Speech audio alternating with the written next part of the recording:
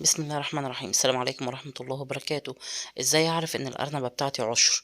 الارنبة هعرفها عشر عن طريق يا اما العلامات اللي هتظهر عليها تدل على العشر ان شاء الله بنسبة 100%، او اني اجس الارنبة. الفيديو هقسمه نصين، النص الاولاني هنتكلم فيه عن العلامات، والنص التاني هيتكلم فيه عن الجس. اللي عايز يشوف الجس على طول يدخل على اخر الفيديو. تمام.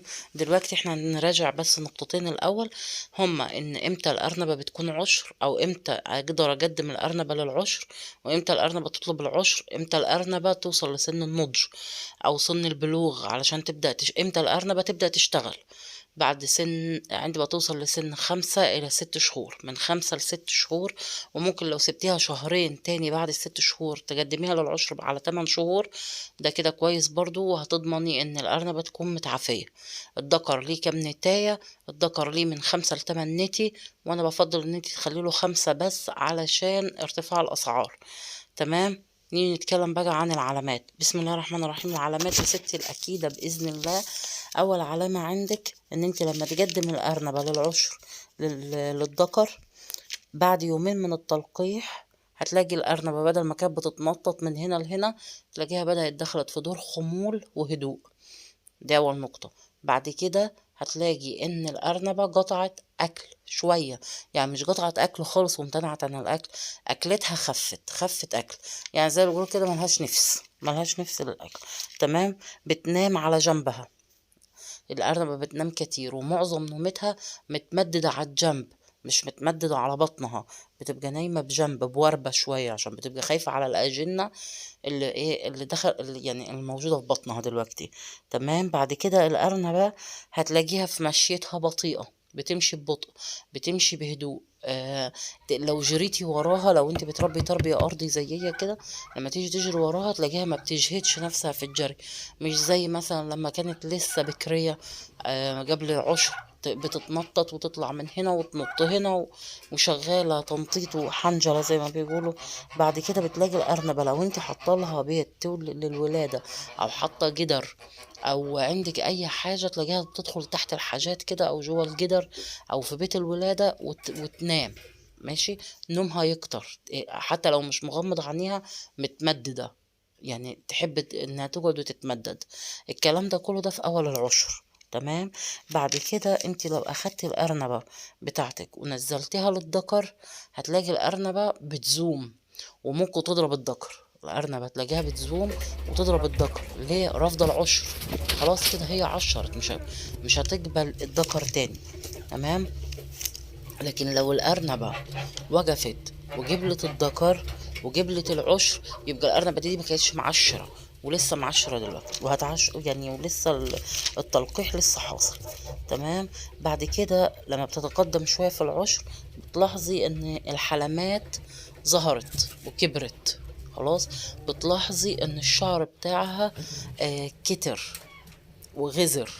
الشعر بدأ يغزر، شعر جسمها بدأ يغزر. وفي نفس الوقت على أقل تمليسة كده، لو ملستي عليها تمليس بس كده، هتلاقي ايه؟ الشعر بيطير. بصي هنا عند الأرنبة متنرفزة ازاي، النرفزة والعصبية. النرفزة والعصبية تبدأ بعد كده، في لما بتدخل كل ما تتقدم في العشر، تلاقي الأرنبة متنرفزة، تلاقيها عصبية، تلاقيها هي وأختها أعداء مع بعض. لما بتربي تربية أرضي، تلاقي النتاية مش طايقة النتاية التانية اللي زيها، يعني ممكن تضربها وتعضها. وأنا عندي الأرائل النتي بيجروا ورا بعض، ممكن يعضوا بعض.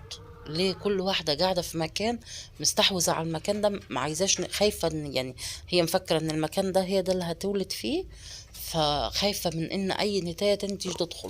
لكن لو دخل الذكر يبقى في ألفة بينها وبين الذكر، تقعد جنبه وهو يقعد جنبها.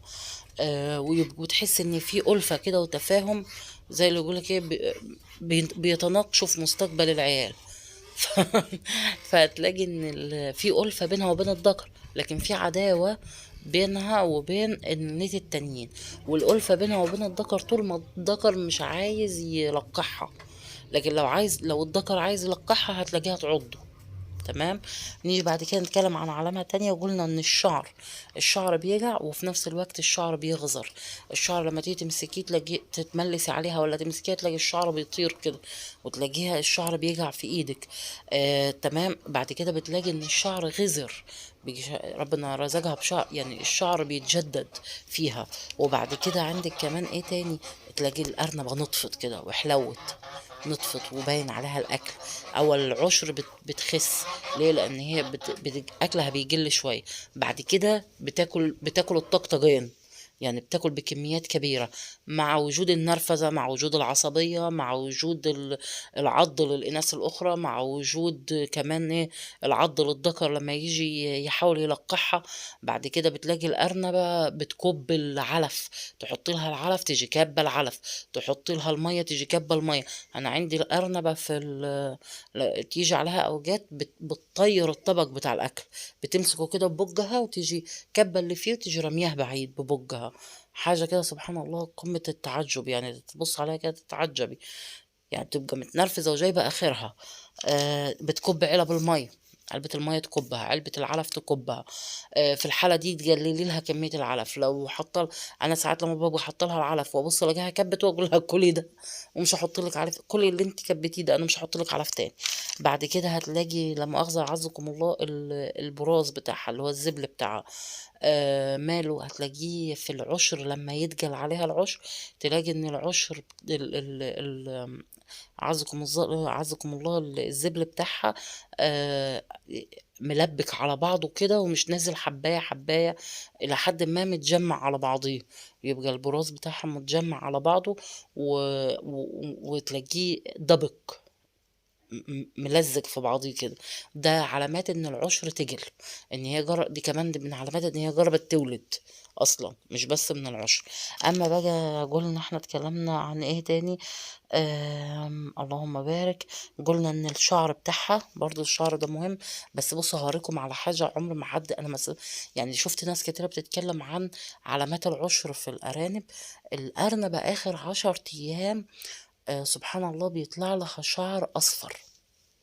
لما الشعر بتاعها بصوا، شايف ايه؟ الارنبه دي سودة، ابيض في اسود بس. بصوا اللمعه دي، بصوا اللمعه اللي في الشعر ده، دي علامه العشر. طيب بس ده علامه متقدمه مش علامه في الاول، دي علامه في عشر متقدم. ده غير كمان بصوا هتلاقوا شعر مصفر، شايفين الشعر المصفر ده؟ ده من علامات العشر الأكيدة، وبيظهر قبل الوضع أو قبل الولادة بحوالي أسبوع 10 أيام. تمام. طيب أنا دلوقتي عرفت كل العلامات: النرفزة والعصبية، وكب العلف، آه، الأرنبة بتحلو وبتتخن وبيبقى لها لغة. انا مصرة على موضوع اللغد ده، مفيش حد برضو متكلم عنه. بصوا الارنبة كده عند الرقبة تحت راسها على طول، تلاقوا ان الارنبة ايه، عندها لغد كده. يعني كله يقول لي بلاش موضوع اللغد ده، لا هو انا معلمة الارانب كده. عند الارنبة لما تتخن وظهرها يعرض، تلاقي الأرنبة عرضت كده وظهرها عرض، وتلاقي تحت رقبتها كده في لغد كده طلع، اعرف ان الأرنبة دي عشر. 100% بإذن الله عشر. مفيش حد يناقشني في النقطة دياتي. أنا بعرف الأرنبة كده، بعرف الأرنبة إن هي زهيت وحلوت وكبرت وحجمها كبر وحصل تحول في الوزن. الوزن بتاعها من غير ما توزني بتبص فيها الله أكبر اللهم بارك، تلاقي الأرنبة كل يوم بتزيد، كل يوم ما شاء الله اللهم بارك، جسمها بيزيد، بتلمع كده ونظيفة وباين عليها الأكل، وليها لغد. ها اوعى تنسى، اوعى تنسى اللغد اللي بيطلع دوت. اللغد ده برضه ده دليل العشر. والشعر الأصفر اللي بيطلع فيها قبل الولادة، ماشي، ده برضو دليل العشر. النرفزة والعصبية اتكلمنا عنها. رفض الذكر، انها تعض الإناث، ممكن تعض الذكر وتزوم. تمام. لو كده بعد كده عندي مفيش حاجة تاني، كلهم هم دول الأعراض. انت أول ما تعرفي، أول ما تقدمي النتاية للذكر، وبعد كده بعديها بيومين بالظبط تبدأ الأعراض تظهر. الأول الخمول، وقلة الأكل، وبعد كده ترجع تاكل تاني، وتحول يحصل في جسمها من ناحية الوزن ومن ناحية نظافة الشعر وكتره. والشعر برضو لما تمسكيه يجع والأرنبة بتزيد في الوزن كده. ده كلها دي علامات العشر. الأرنبة هادية، هادية بنرفزة، هادية في حركتها، ولكنها متنرفزة وعصبية. لو جيتي ناحيتها ممكن تخربشك، ممكن مثلا تعمل أي حركة مفاجئة. ليه؟ لأن هي خايفة على الأجنة في بطنها. تمام. نيجي بقى لموضوع الجس. اجس الارنبة امتى؟ اجس الارنبة بسم الله ما شاء الله اللهم بارك، اجسها من بعد 10 ايام، من 10 ايام 12 يوم. هي دي بعد ما اقدمها للعشر ب10 ايام او 12 يوم، هو دي الايام اللي انا ينفع اجس فيها. يبقى هجس الارنبة من اليوم العاشر لليوم ال12. مكان الرحم فين؟ بيكون اخر الظهر من تحت.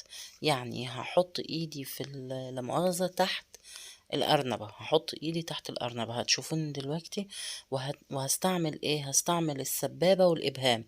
هستعمل السبابة والإبهام. همسك الأرنبة من ودانها. تمام. بحاول امسكها معاكم اهو، وهحاول اهديها بقدر الامكان.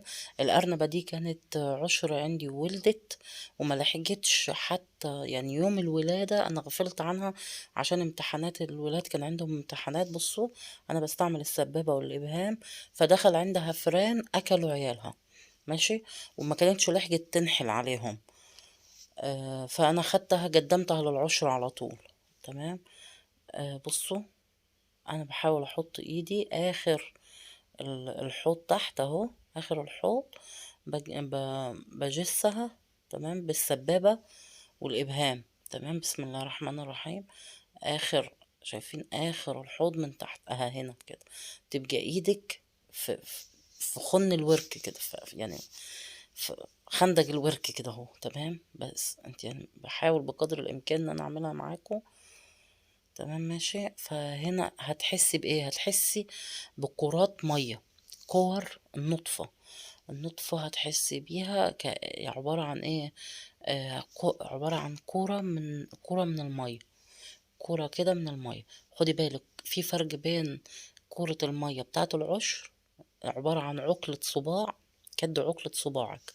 وفي فرق بين الزبل، عزكم الله. الزبل بتاعهم ده عبارة بيبقوا ماشيين تحت بعض كده كأنهم عقد سبحة. الزبل عامل زي العقد كده. حب، يا رب استغفر العظيم، هشبه بالسبحة اللي بنسبح عليها. الزبل عبارة عن حبات كأنها عقد. تمام. ماشي. لكن الأجنة عبارة عن كورة مية، زي بالونة مية. الزبل بيبقى خشن، لكن دي بتبقى عبارة عن بالونة مية بتتزحلق كده بين ايديكي. تمام. خدي بالك، يبقى احنا قلنا ان الزبل بيكون جاي ورا بعضيك زي العقد وخشن. الزبلاية خشنة. تمسكيش الزبل وتقولي هو ده العشر. لا، العشر عبارة عن كور من المية، كور من المية. ولما تيجي تجسي تسمي الله وتجسي بهدوء كده وبالراحة. ليه؟ لان ممكن لا قدر الله تضغطي جامد فتيجي مموت يعني تيجي مموتاهم. بعد ال10 ايام، بعد الجسة دي 12 يوم. بعد 12 يوم بالظبط بتجسي معاكي من 10 ايام ل12 يوم بالظبط. يبقى تاخدي بالك كويس من التاريخ، بتدوني عندك التاريخ اللي بتقدمي فيه الارنبة للعشر. بعد كده ما تجسيش تاني، خلاص كده. ما تجسيش تاني. بصوا، هي ما كانتش لحقت تنحل. وبصوا الشعر، بصوا الشعر بيطير. والنحل ده برضو من علامات العشر. يعني هي ما لحقتش تنحل على عيالها يا عيني اللي ولدتهم والفيران كلتهم. لكن النحلة عامة حاليا دلوقتي ان هي الريش بتاعها، الشعر بتاعها بيقع. ده من علامات العشر. تمام. ما تجسيش تاني بعد ال12 يوم وبعد الجسة دي ممنوع ان انت تجسي الارنبة تاني او تدوسي فيها. خلاص يا بنات، بعد ما جسينا الأرنبة بعد 12 يوم ما جسش الأرنبة تاني. وبعد ال 12 يوم من العشر أو بعد ال20 يوم ما كترش من الأملاح المعدنية وما كترش من الفيتامينات. تمام. وطول فترة العشر أكون حريصة في استعمال، لو استعملت أي مضادات حيوية أستعملها بحرص. وعامة أحاول بقدر الإمكان أمشي بالعلاجات الطبيعية، بصل وتوم وليمون وخل في المية ومش عارفة ايه وكده. وما استعملش مضادات حيوي وأدوية كيميائية. ماشي. استعمل الحاجات الطبيعية كأدوية. خلاص ما جسش تاني، الرحم بيكون تحت، في أول العشر بيكون تحت خالص، بعد كده بيبدأ يترحل لفوق. يعني الأول 10 أيام بيكون تحت خالص، بعد كده يبدأ يرحل لفوق. الأرنبة دي عندنا ما شاء الله 20 يوم. تمام. الأرنبة دي 20 يوم، فاضل عليها 11 يوم، هي هتولد على إن شاء الله بإذن الله على اليوم 31. تمام. ف دي يعني بصوا الرعشة اللي هي فيها دياتي، دي بسبب العشر. تلاقيها كده بتترعش وهي قاعدة، تلاقي بطنها فيه رعشة. ماشي.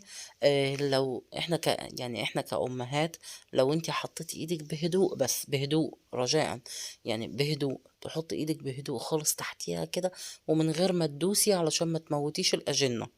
تمام. حط ايدك بالراحة كده وخليها وهي هادية كده، اهدي كده معاها. الأم نفسها، لو انتي أم هتحسي بحركة الجنين.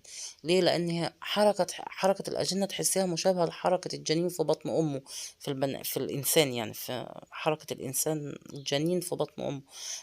إحنا كأمهات نحس بيها، الحركة مشابهة لحركة البيبي في بطنك. تحطي ايدك كده هتحسي حركة بيبي كده في بطن أمه. يعني سبحان الله، اللهم بارك اللهم بارك. يا بنات، ان شاء الله تكونوا استفدتوا من بأي معلومة من الفيديوهات بتاعتي. وان شاء الله يعني بإذن الله هنعمل فيديوهات تاني عن الجس تاني، لو في حد ما فهمش الجس. بصوا اهو، شايفين الشعر بتاعها بيهر ويجع مع الحركة ومع التدليك ليها، مع لمسها الشعر بيهر ويجع. ده غير النحل، غير ان هي بتنحل نفسها. في فيديو الأرنبة، العلامات بتاعة الولادة، كانت الأرنبة بتقطع ببجها الشعر، لكن ده أنا لما بملس عليها الشعر بيهر كده لوحدي، بيجع لوحده.